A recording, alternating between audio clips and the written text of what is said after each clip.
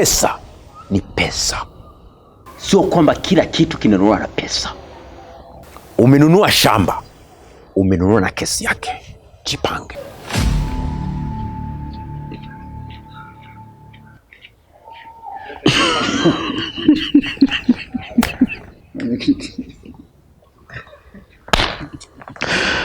Mzee Mashidi. Huyu mzee mtata, mbona nilikuwa namsikilizia hapa na angalia huyu mzee. Uongozi kazi.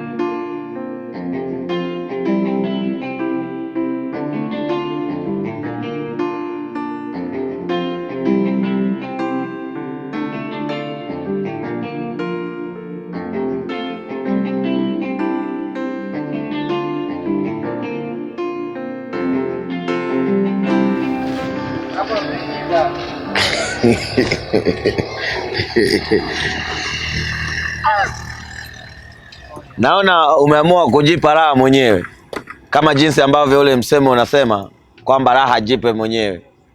Nyenye ndio mpaka wale muende kwa madaktari, si kwa nani muandikiwe kwamba nende mkale matunda.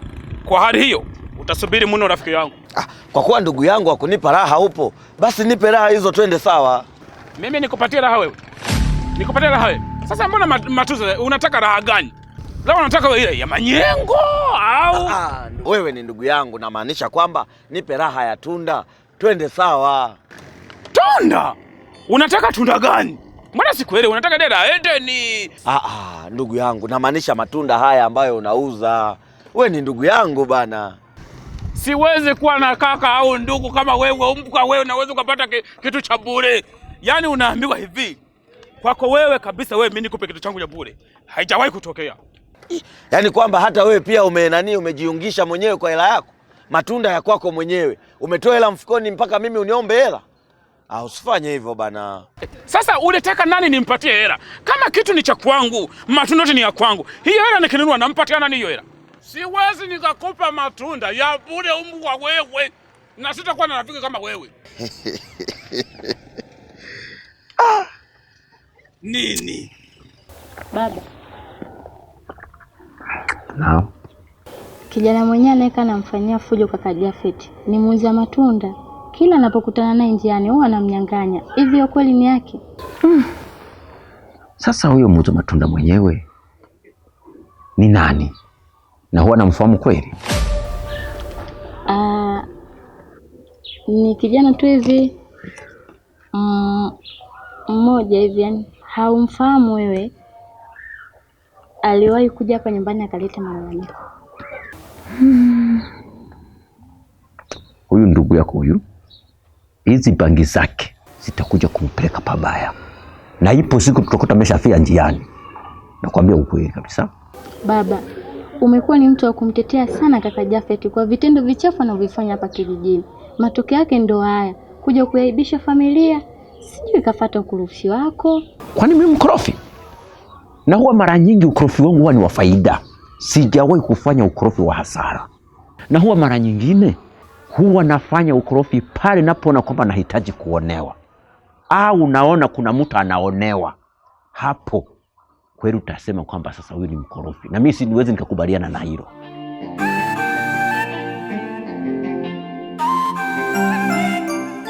Mayton, juzi kuna jambo tulijaribu kuzungumzia kuhusu maisha yako, lakini ukuwa wazi kuzungumzia. Vipi leo unaweza ukaniambia? Kwa nini unataka kujua historia ya maisha yangu? Uone kama utaubeba mzigo mzito ambao kustahili baada ya kuwa umejua kilichonisibu. Natamani kufahamu historia ya maisha yako kwa sababu hali unayoipitia kwa sasa mimi nimeipitia huko nyuma. Umewahi kuwa katika hali hii kama nilionayo mimi? Ina maana Na wewe umewahi kutokuona kama ambavyo sioni mimi? Ndiyo Milton. Mimi nilizaliwa nikiwa naona. Lakini nilisababisha ulemavu wa kutokuona kwa muda wa mwaka 1.5. Sikuwa najua hii ni mchana ama ni usiku. Sikufahamu hii ni jua ama ni mbalamwezi. Muda wote kwangu ilikuwa ni giza totoro. Baba, watu wengi wanasema mtu mwenye tabia kama za kaka Jafet, anakunywa pombe, anavuta bangi, hurithi kwenye ukoo. Au unataka kuniambia kwamba kwenye ukoo wetu kulikuwa na watu wenye tabia kama za kaka Jafet? Nikiangalia kwenye ukoo wetu, kwa wale niliowashuhudia kwa macho yangu mimi, sikuwa kushuhudia mtu mwenye tabia kama za Jafet. Labda sasa kwa wale wazee wetu waliotutangulia wa zamani, wale wa kale, siwezi nikajua sasa kwamba walikuweko ama hawakuweko, lakini niliowashuhudia mimi sikuwa kushuhudia hizo tabia.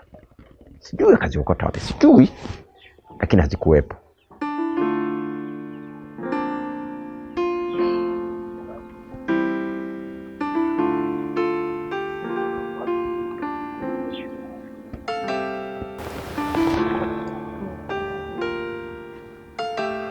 Kaka yako kaenda wapi? Kama unavyomjua mwanao, akiondoka asubuhi kurudi jioni. Utafikiri ni mfanyakazi tena mkurugenzi wa kwenye kampuni fulani. Anachorudi nacho sasa hapa nyumbani ni kesi za wizi tu. Sawa, hebu endelea na kazi zako. Sawa baba.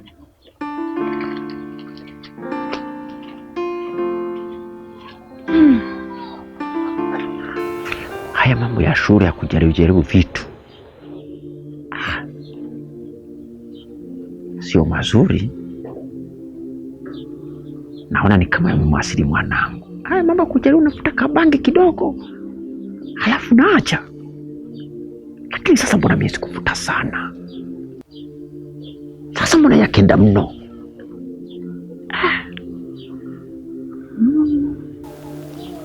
Sasa najua nimejitahidi kupambana na maswali ya huyu binti. Kanikaba, ila niko najitetea, lakini nakumbuka. Ila yeye ameenda mno. Mbona mimi nimeacha mapema? Mimi nilivuta kidogo nikaviacha.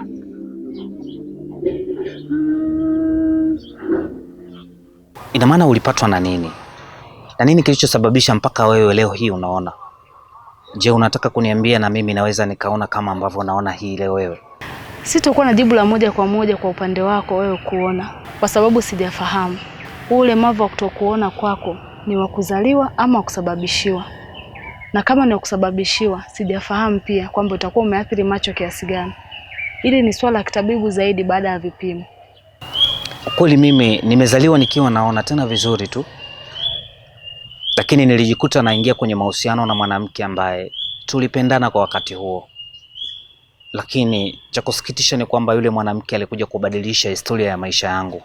Mpaka leo niko hivi. Milton ni mume wangu. Niambie mke wangu. Tambua kuwa nakupenda sana mume wangu.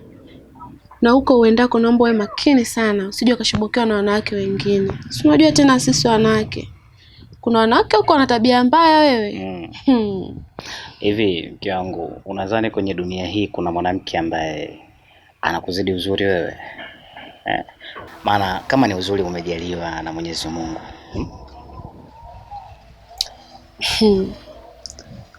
Wanaume hamwaminiki kabisa. Yaani hata mpendwe vipi, bado mtachepuka tu. Mara nyingi huwa sipendi uniweke kwenye kundi la wasaliti. Anyway, tuachane na yote. Mimi inabidi niwahi nikakutane nao jamaa tufanye biashara ili niwahi kurudi.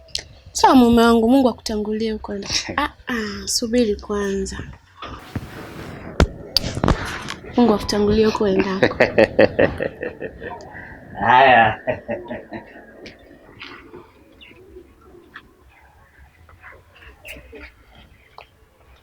Kwa taarifa yako nitakuonyesha.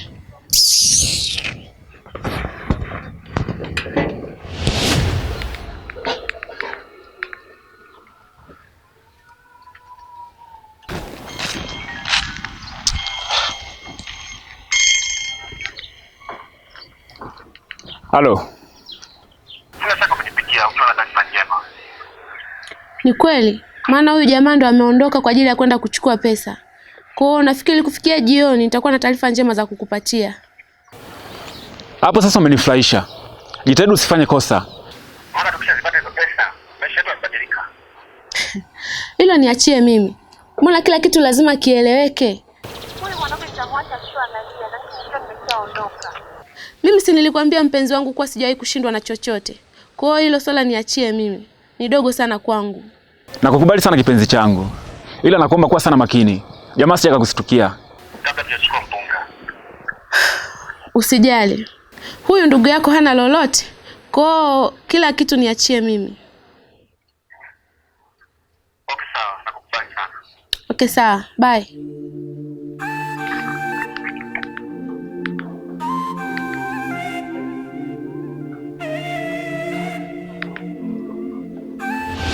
Hello. Umesema uko wapi?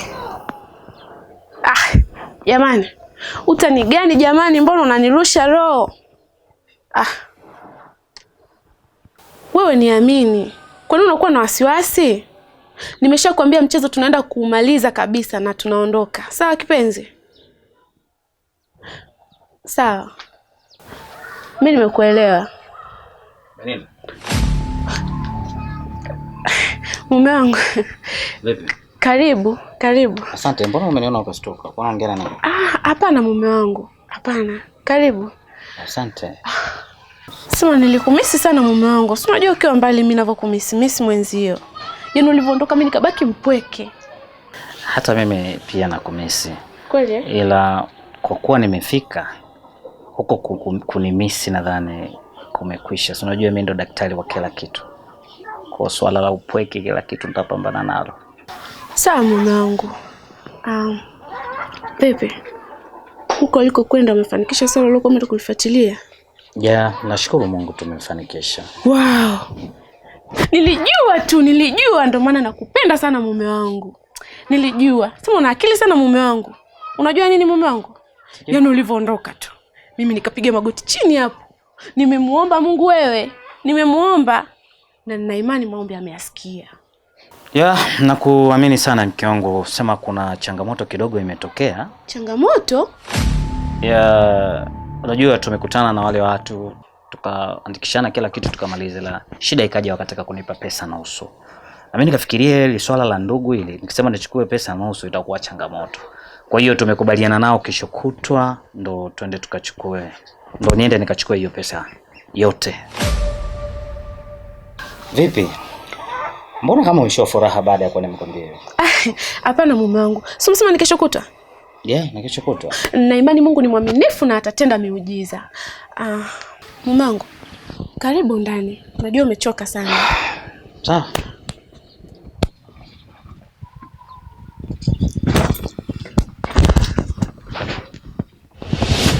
Baada ya kuwa nimemwambia kwamba sijafanikisha nilichokwenda kufanya, alibadilika sana. Kweli nilijiuliza kwa nini anabadilika hivi, ili hali yeye sio mwanafamilia.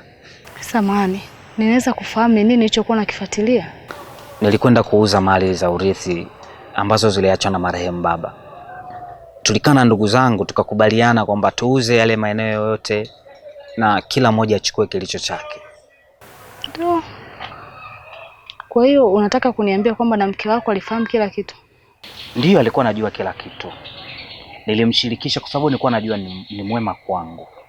Kumbe haikuwa hivyo. Siku nakwenda kuchukua zile pesa, niliwapigia ndugu zangu ili waje wachukue pesa zao. Lakini wakati nafika nyumbani, huwezi amini, hiyo ndio ilikuwa siku iliyobadilisha historia ya maisha yangu mpaka leo.